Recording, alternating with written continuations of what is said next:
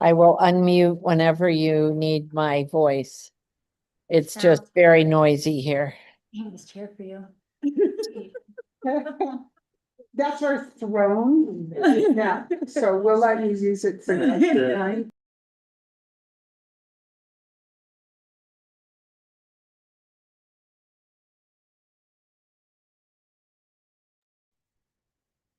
You're muted, Marcia.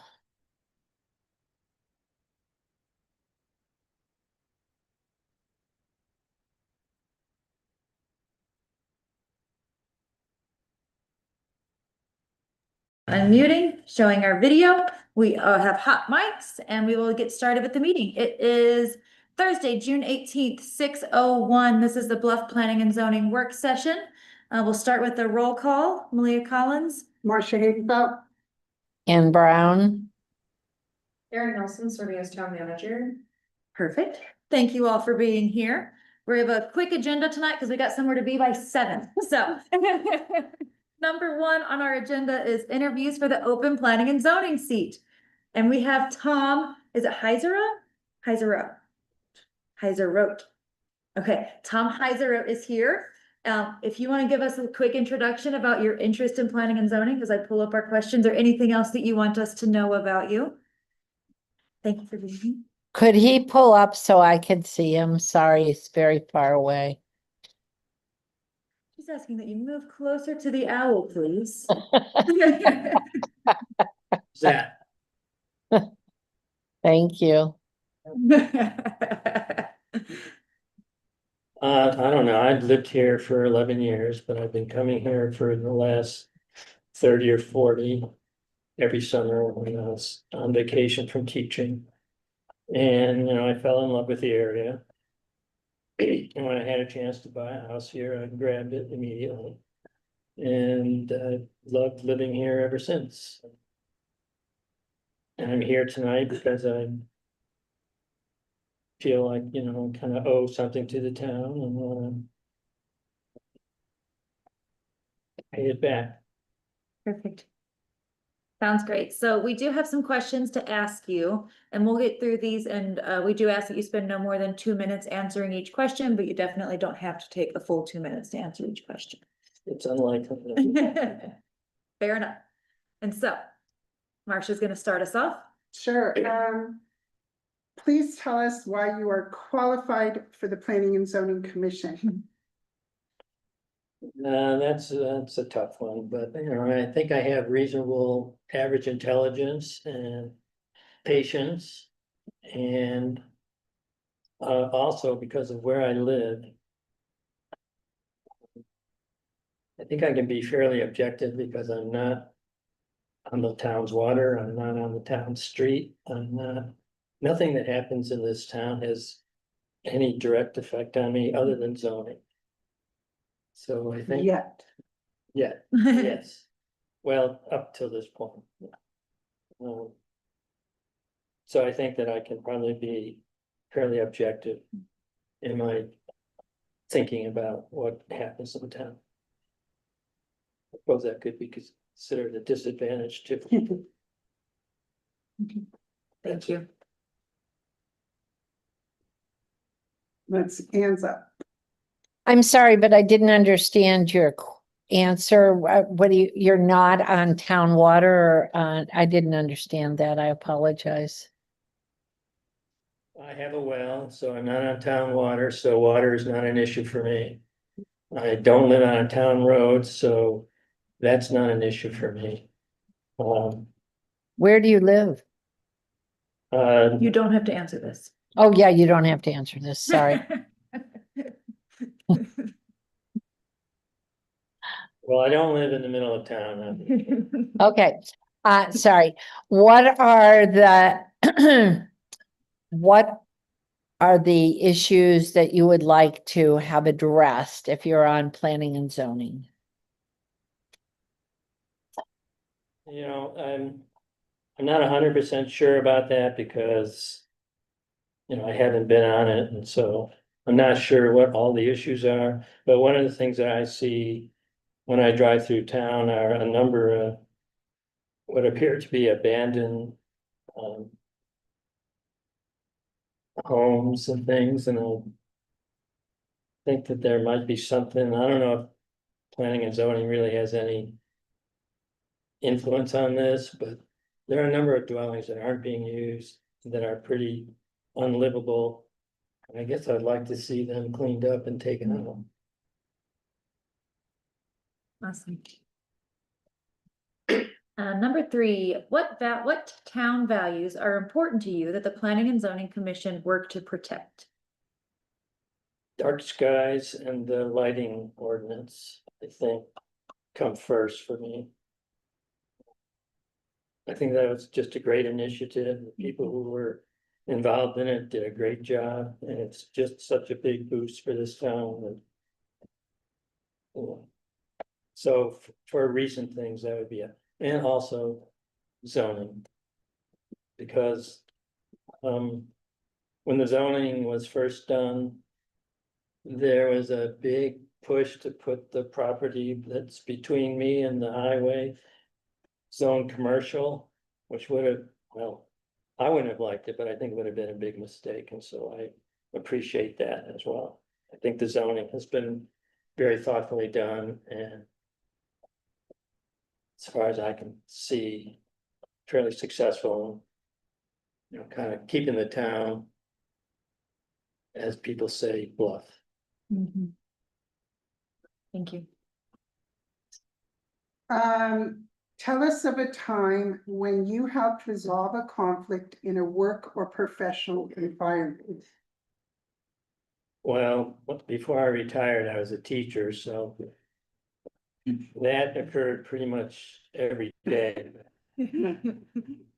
This was like actually my favorite question to look at, because there was a point when I was teaching, I was a team leader with a group of teachers, and we had a math teacher who was brand new. It was her first year, and if you've ever taught, that's a pretty terrible year.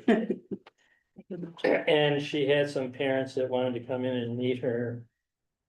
I think they had some complaints about how they were dealing with their child. I'm not sure, I don't remember exactly what it was.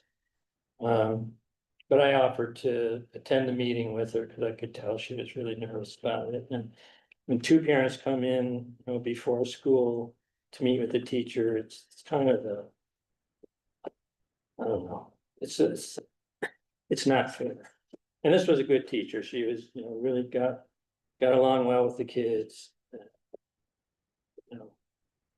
So I offered to be there, and so I was at the meeting, and the first thing the parents wanted to know was why I was there. And so I told them that I was there because as the team leader, that was part of my job, to attend meetings between parents and teachers. It wasn't strictly true. I didn't have to. But I felt like in this case I had to. And just by doing that, I kind of let them know that there would be one rule for this meeting, and that you wouldn't be allowed to be a jerk. And as long as they understood that, then unless they wanted to be singled out as jerks, they would probably behave themselves. And they did. I didn't have to, I don't think I said another word until it was time to say goodbye. But it obviously let the parents know that, you know, if you wanna, you know, do this and get some progress done for your child and for the teacher, then great. And as far as I know, it worked out fine. I didn't really understand what the discussion was about because I don't teach math, but it worked out well. So Amazing. You set the tone. Let them know. it's like, you know, the Zen philosophy, do things by not doing. Nice. Oh, I'll remember that.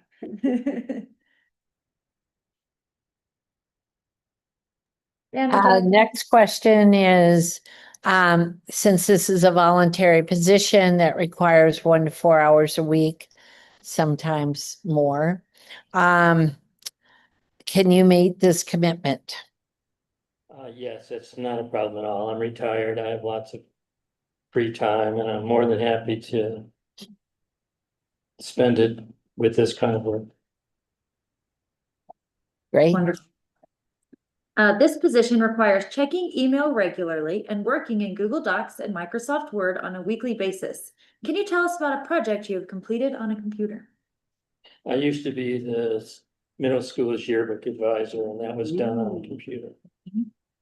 And I'm familiar, I use Pages a lot, which is my preferred word processor, but I've used Google Docs and Microsoft, and I don't like them, but I can live with them. Yep. I'm happy So- you're there. So I don't think that will be a problem, although I am still locked out of whatever that is. Erin's nodding. Let the record show that Erin. The home manager is aware. Yes, he has had access to our system and we will get That's in his role on the cemetery. okay. Created cemetery.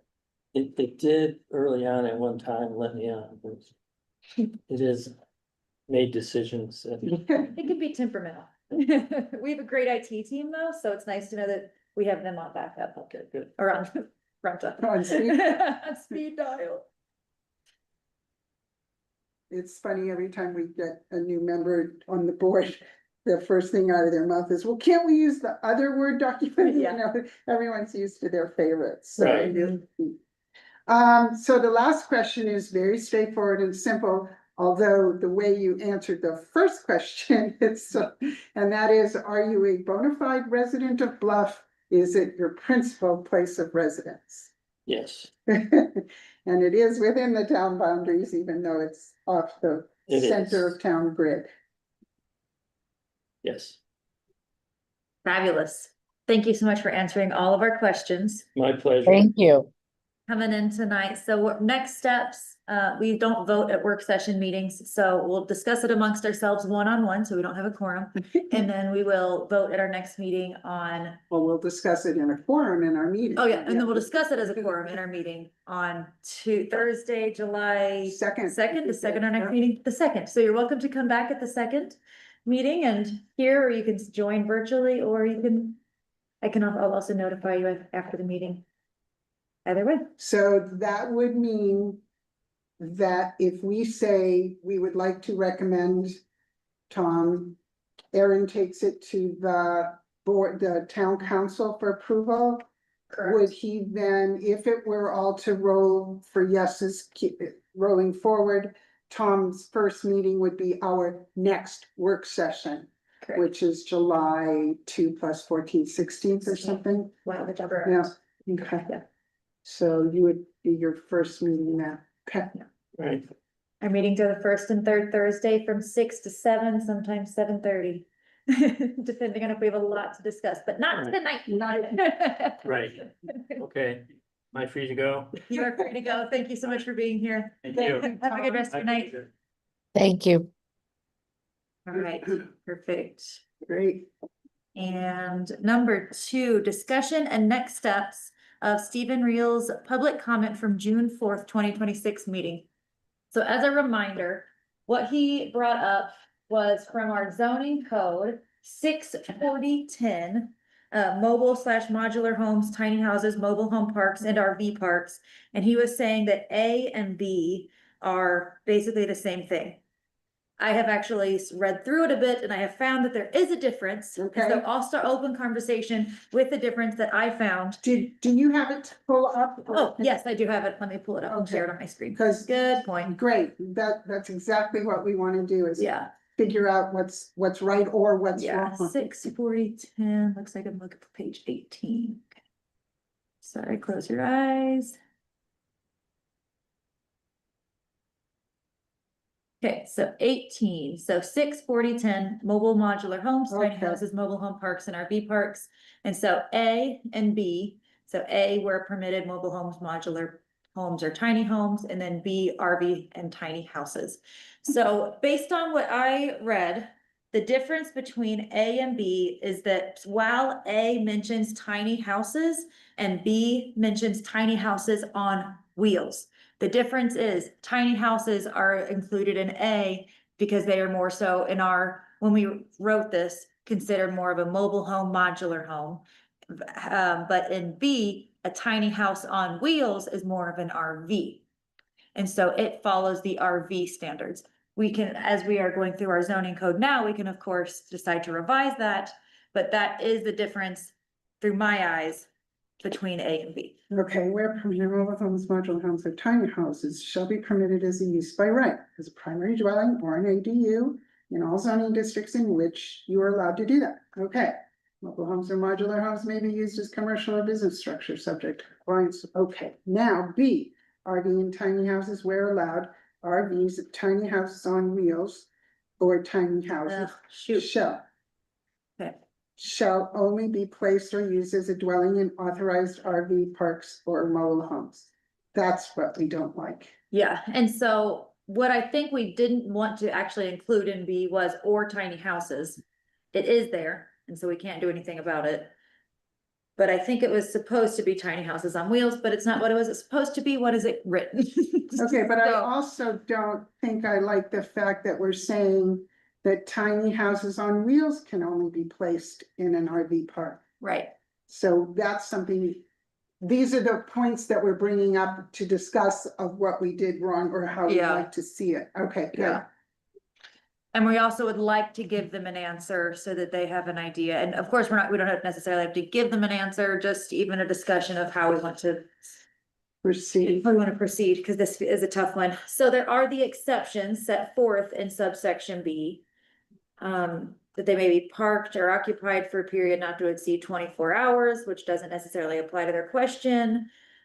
B might apply if they were planning on constructing a dwelling. Then it could be occupied as a temporary dwelling. That wasn't something he said in his comment. I know for a fact they don't want to. Okay. Or- C, Oh. I would just like to say, having spent a great deal of time in RVs and trailers and going places where people live in these various types of things, and knowing the surge of tiny house interest because of the cost, I think we really need to look at this as a very positive, what they want to do, but what future people, not just young people, but even retired people, the ability to come to Bluff and find affordable housing. And this is certainly a very, what they want to do is very applicable to many other people going future.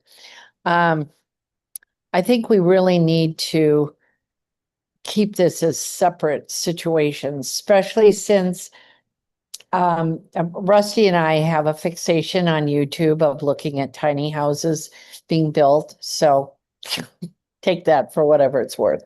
But I believe that we want to, I think, I may be wrong, but we certainly would like to accommodate people such as Maggie and is it Maggie? Maggie and Steve. What they want to do, I hope other people will want to do. And so I really would like to see that be this tiny houses. They're going to come many frequently on wheels. And that doesn't mean that they're not going to be permanent. It just means how they're going to get it here. And if they have land they've purchased to put it on, then obviously we would like to recommend they take it off the wheels, and make it a more permanent structure, for that, without telling them how to accommodate that situation.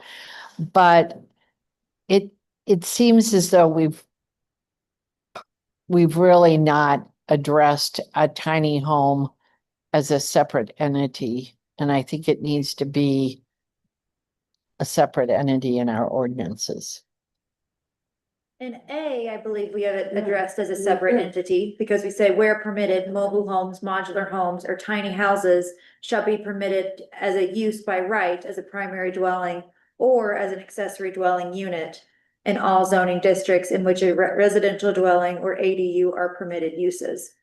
We specifically address tiny Yeah. houses on. Right. to- So can we take out the tiny houses out of B? Eventually, when we, as we are, that is for our, discussion under number 3 for sure, that we're working on this zoning code revisions. But what he is currently asking is based on what does our code currently say? And so as commissioners, we need to read the code and tell him what it says based on our interpretation. But the hard thing is that it's kind of contradictory. Mhm. So I say that what we can go with, if this is the way we're allowed to do it, is say we would adhere to A, because A more so adheres to what they're trying to do. It's exactly my thought. is Yeah. To say they want this as their house. Yeah, And they we want it say as a to them, residential. We say to them, bring your house here, put it where you want and live in your house as long as houses are allowed where you're going, Mhm. which is virtually almost all our zones at the Right. moment. And you must hook up and do things, you must make it Yeah, livable and pass all the sewers and whatever else you're gonna have. right. Septic. So, no problem. What we need to do, because Anne's right, we specifically do want to include them in Yeah. housing, is clean up the wording so nobody has to do this again and go, Right. what? Yeah.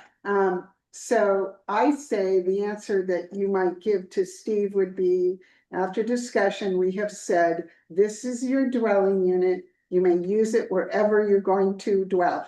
Yeah. Which, as I understand, they're gonna rent a little piece of property for a minute and then go find some property. Yeah. Great. And then, in the meantime, explain to them, because that's what we're gonna do, is we're gonna clean up that wording for next Yeah. year. Yeah, agreed. And then just make sure that even if you are renting the space, you do still have to follow the correct utilities, and all Yeah. of those things do still have to Regular be followed. hookup stuff, yeah. Yeah. Cool. Awesome. That's Great. where we'll go if Great. that's what we think is the best way. Because Anne's right, that's exactly the wording we kind of used when we Yeah. were writing this Yeah. thing, only it didn't translate. Okay, good. I mean, I just think this is, what they're doing is a good first example of what we want to encourage where applicable to people who, I mean, The second example, because Drew did it too. And Drew pulled a tiny home onto his property too. Mhm. But you're right, that's exactly what we want. Right. well, so why did Steve think this was a conflict if Drew did it? You kind of read it and it kind of doesn't. Well, no, I understand, yeah, but I mean, was this conversation had with Drew as well? Drew was before this code. Oh, okay. Okay, He didn't catch it because he didn't have to do the code. Yeah. This code. Okay, cool. Yep. marvelous. Okay, perfect. I'll reach out to Steven unless someone else wants to, but I'll send him an email tomorrow. All right. Number 3, update and discussion amongst commissioners, zoning code revisions. So this is a great segue into it because this is one of the things we need to edit. But Marcia was so willing and kind to meet with me earlier this week, and we came up with a bit of a plan. It was great. I We'll read forward to- very much. Thank you very much. Good, and I'm glad we just wanted, my whole thing is I love having something in front of me to, drive what we're doing. Yeah. So just an outline puts us right into the right discussions. Yeah. So take Right. it away. Go, discuss. And so that's what we decided to do. We created an outline for this zoning code update. It feels like we've gotten caught in the weeds and we've lost a commissioner and we're gaining a commissioner potentially, and it's just time to recalibrate, figure out exactly how we want to proceed with this zoning code revision. So what we did, we started with what are some of the big things that we need to do? The first thing is zones. We've talked about, we want to review our zones. We want to figure out how many of each we want, how many commercial zones, how many residential, how many agricultural, how many industrial, and then challenges that we need to address within those zones. So I appreciate, Marcia, this is a beautiful outline. Good. So within those, it's been discussed in the past, the setbacks on certain lots, saying this is a really large setback for the front of this property. Can this be addressed? So, and you know, the uses, setbacks, density, and continue adding things that you Right. see within these zones. This is in our working documents. So feel free to add to as you look at the zoning code and think of things. I did have a really good meeting with one of our original commissioners, Sarah Burek, about their plan, why they put some of the zones where they did. And that was really interesting. The conversation was mostly around commercial. And she said that the west side of town, they just followed the highway, C3 all along the highway. And then on the east side of town, it is C3 on the north side of the highway, but the south side of the highway is C2 because they were going under the assumption of Black Locust actually becoming the main street, and C2 encourages more Main Street type businesses, where C3 is more of like hotels and gas stations and things that we may not necessarily want on our main street. And so I think that was a really great thing that they did. And part of that commercial discussion, we'll get there, of course, is maybe that we combine C1 with C2 and then just kind of and then just move down to 2 zones, because we only have 1 property in C1. So it might even just simplify life to just go down to 2 commercial zones. What is it in C1? I'm sorry, I don't always know what's. Oh gosh, Okay, you're but- totally good. Are you asking what the property is that is currently zoned Yeah, C? I mean, what is commercial on Black Locust? The Bluff Fort? The C2 along Black Locust is actually, The old school. yeah, so like all of the properties on the south side of Black Locust. Yeah.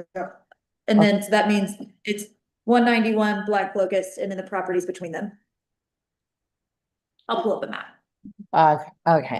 Okay, no, I get it, And we don't have to get this specific doesn't tonight. make it- This Yeah, is no, just- I'm not trying to ask specifics, I just, Yeah, no, I know. you know, It's confusing. We did it the other day. We pulled Yeah. it up so that we'd know what we were looking at, but,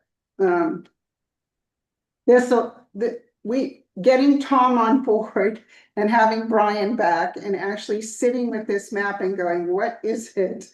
Will be perfect, because otherwise I feel like we'll get into that same circular discussion. That we What- definitely landed in. Yeah. With the other. So I pulled up the map briefly, just for a little bit of reference. And so what we decided, the first part of our discussion is gonna be zones. People looking at the map, thinking about those zones. Where do they want them to be? Do we want them to change? It might be that some of these zones we look at and we say, these are actually great. Let's not change Yeah, these. yeah. But we're at least reviewing it, you know, it's a good standard practice every 5 to 10 years to review the general plan, and then we're doing the same thing with our zoning ordinance. So we're right on time. Gonna share that document again. I accidentally, here we are. Okay, so back to our outline. So that's number 1. Any thoughts on that before we move on to the next portion of our working outline? well, No. I do like the idea that you spoke with Sarah and, you know, so that history, especially for those of us who didn't live here when all this began with the ordinances and zoning, knowing history, why they chose to do this is really important to me. Because I would have gone, no, that's so unnecessary. But then when you realize why, then it makes more sense. Okay, cool. And that brings up a really good point. Something that Marcia and I also discussed was maybe at one of our meetings in August, or maybe even September, just depending on schedules, is to ask the public to come, and we have a map and we ask them to come Yeah. and what are things that you like about the zoning code? What are things that you don't like? Just so Yeah. that before we get this entire thing drafted and then turn it out to the public and they say, I really liked that section. Why'd you change that one? Or, you know, something else. So it could be worth it just dropping a seed right now for a discussion probably in July of hosting an Excellent. open house town with some big Ex- maps. Excellent. Thank you. So tell your friends. Yeah. Only your friends though. Oh, terrible. Only because- nice people and can come. neighbors. Every resident you come across, that is not what I meant. Thank you. Okay, so changes. So this is gonna definitely be something that we need to add to. This is just what do we need to address as we're coming across things, as we are maybe going through Kristen's red line set, if that's the way we like to look at it, or as issues come up, kind of like the one that Stephen just brought up for us. It's errors. So that's one of the first things to address. And then of course, omissions. What have we totally missed? What things should be in our zoning code that are not, maybe that are new things that we hadn't thought of that are starting to show up. And then mandated updates.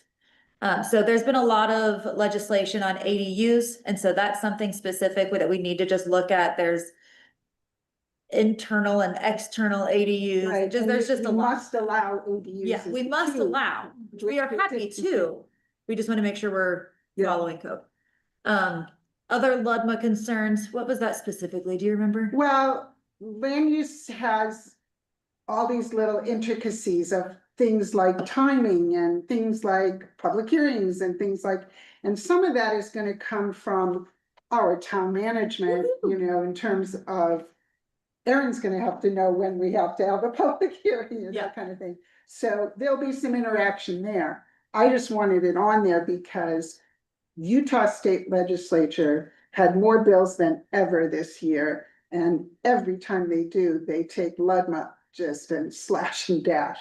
So I just want us aware of what's Yeah, changed. that's And great. we could get lucky and only have, you know, a word or two here or there. So, but that'll come partly from town management. It'll partly come probably from town attorney stuff of, you know, him saying, hey, you guys aren't up to snuff on this or that, so.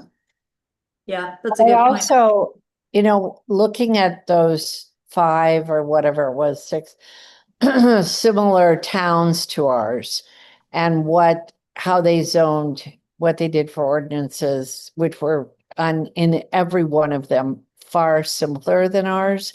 I'm not suggesting that we just it all, but I think that, and right now I am sitting in Springdale, Utah, where I used to live.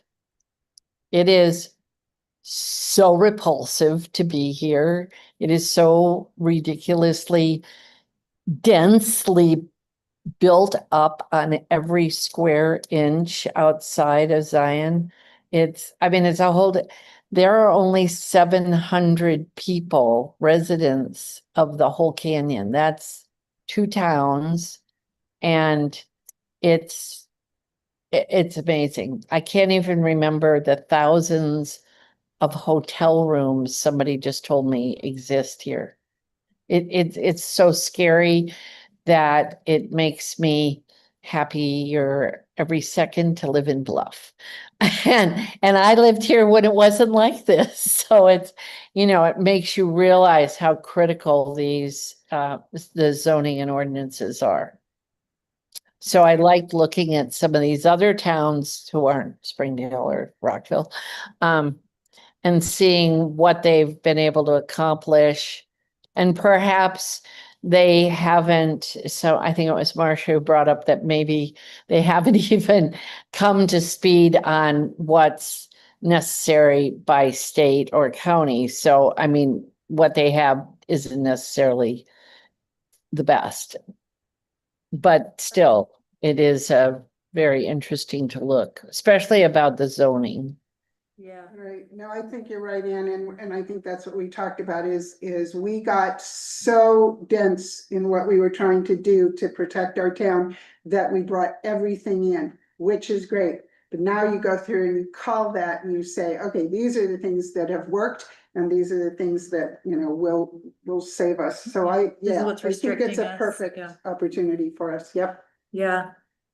Okay. Yeah, all of the homework that was done in the previous 6 months is not a bad thing. Yeah, It's no. definitely been some good homework, but I appreciate you bringing up a place that you don't necessarily like their zoning. That's also something that we should look at as we're doing this. Sure. You know, I don't like the way that they are so densely packed. What does there say that we can avoid saying so that we don't become so densely packed, you know?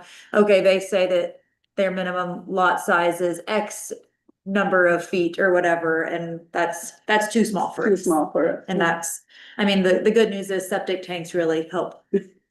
Well, and so much of it is based on subdivisions here, that literally did not exist when I lived here.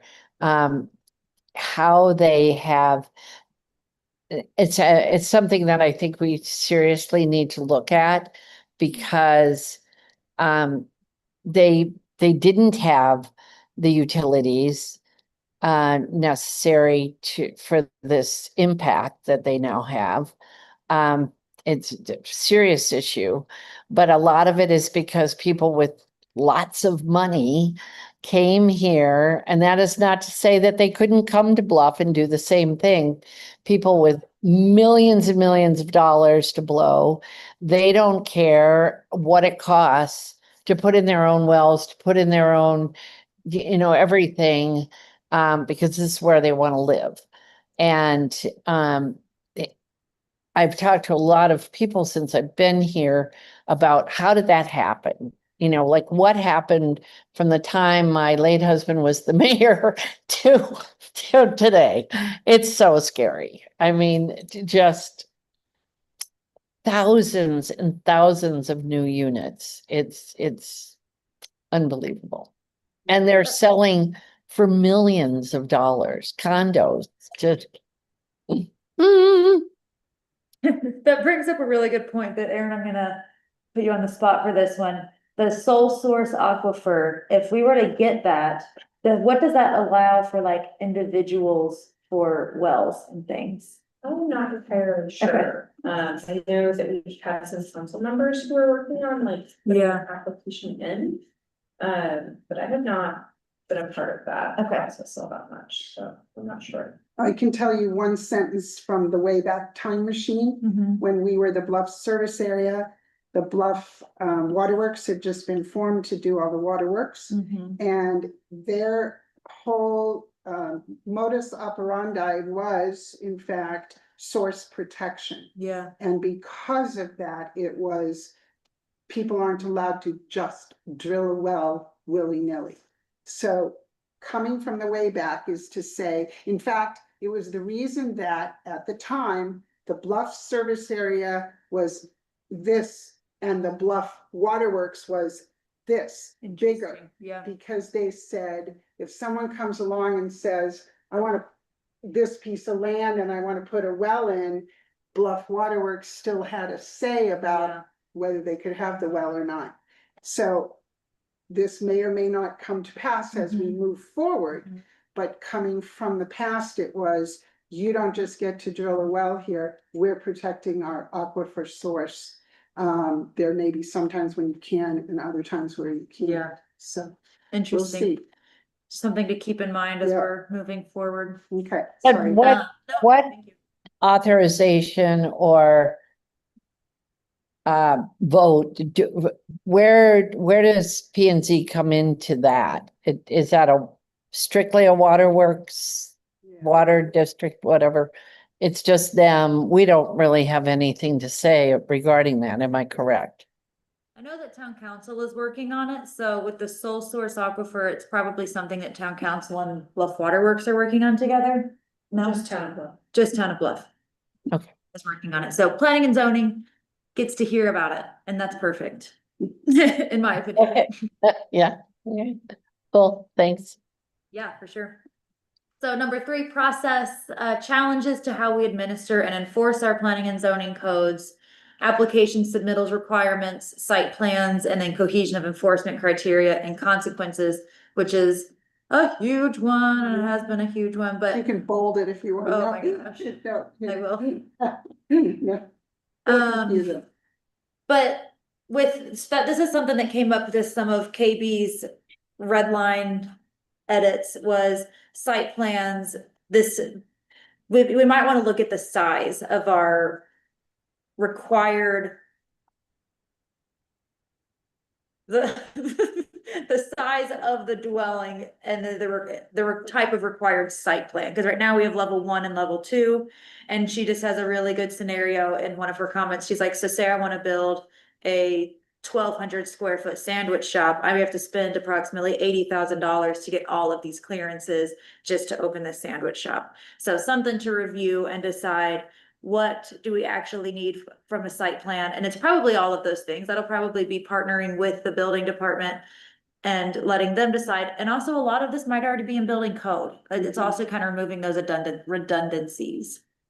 Yep. Since we now have a building code. Perfect.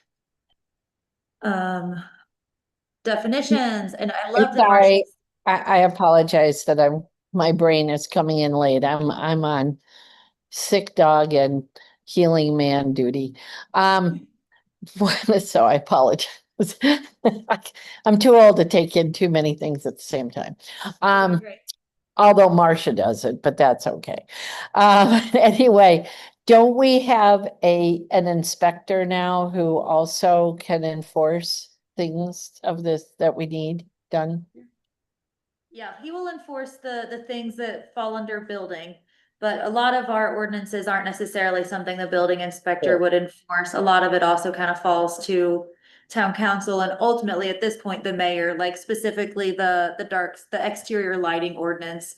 The building inspector is going to enforce that on the new builds, but that's not something he's gonna go around and say, hey, your light is not compliant or the Yeah. sign, the sign is also another good one. That's not something our building inspector would enforce, but it is something that is one of our ordinances. And mostly this is to say that we've just run into the fact that we haven't been enforcing anything very much. And therefore it's time to not only understand understand the enforcement duties of how it's gonna happen, but what are they enforcing and what are the consequences? So Yeah. it's just something that's gone around and around. Yeah, it's part of a very, very much broader discussion with town council Yeah. and I feel like when we discussed it at the beginning of this year, there wasn't a whole lot of decision on it.